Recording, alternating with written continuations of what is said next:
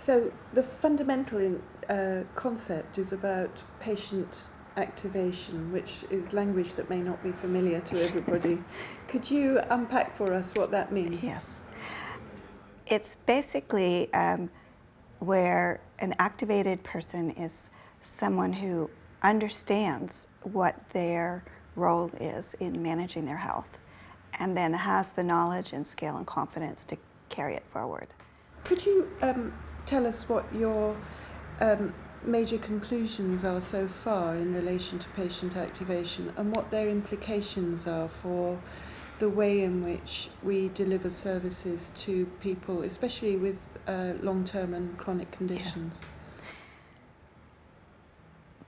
In healthcare, and particularly with people with chronic illness, there is a very large behavioral component. And so this idea of activation is important whenever there is a significant role for the individual to play. Mm-hmm. We know from our own experiences with our family and friends, and maybe as clinicians, that there are vast differences in people in terms of their ability to manage their own health. You probably have people in your circle who act more like an ostrich. They put their head in the ground as it relates to their health. And there are other people who are very proactive and very focused on having a healthy lifestyle. So the idea of measuring is to really understand who you're dealing with. And in healthcare, particularly for chronic illness care, most people need both clinical and behavioral interventions.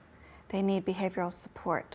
And we're quite good at assessing the clinical needs of patients and providing what they need. Mm-hmm.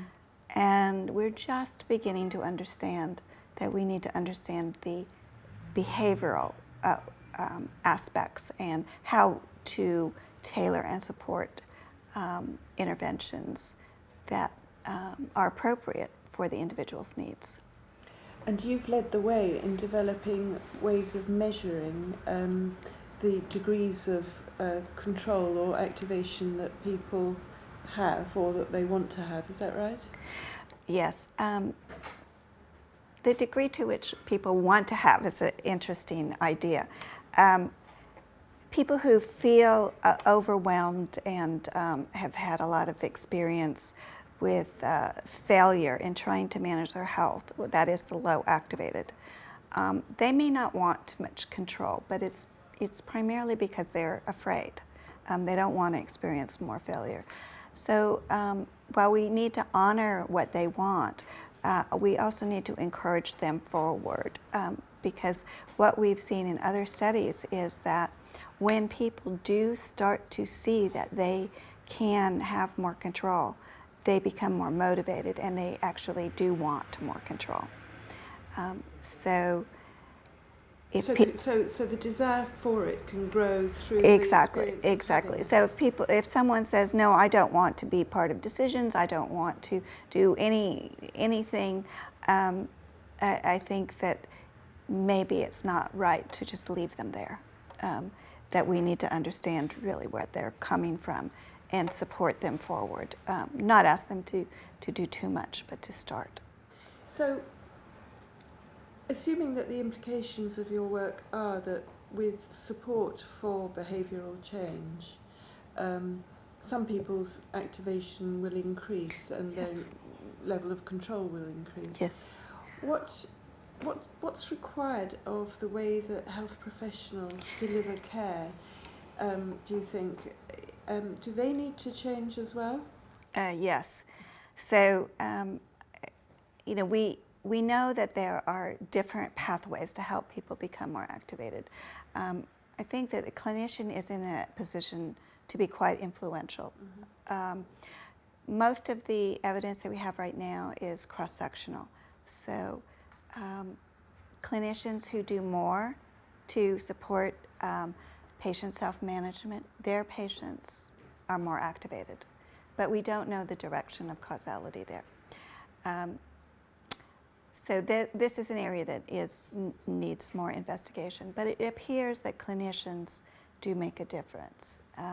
And one of the ways that they can help their patients is by understanding where they are, where the patient is, and if they're low activated, to help them feel less overwhelmed and to take steps that they can be successful at.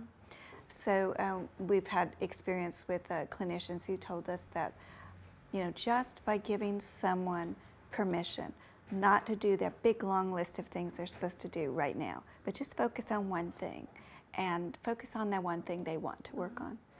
That patient made tremendous gains over like a 2-month period. So it's, in fact, when we look at interventions, we see that the low activated are the ones that gain the most in the intervention. So there is lots of opportunity to do better. My ultimate vision is that we come to understand and that increasing activation or increasing the patient's ability to self-manage should be an outcome of care. That would really change healthcare. And it's something we can measure, and we can see if one clinic is doing better at increasing patient activation than another clinic, and that that should be on our dashboard of clinics to see, are they making progress? Are their patients increasing in activation? And it doesn't matter where the patient starts, they can increase. That's a fantastic moment for you to be talking about that, because we're very, in this country, thinking a lot about what the measures will be that services and organisations will be held to account for delivering. So I'm really glad you mentioned that.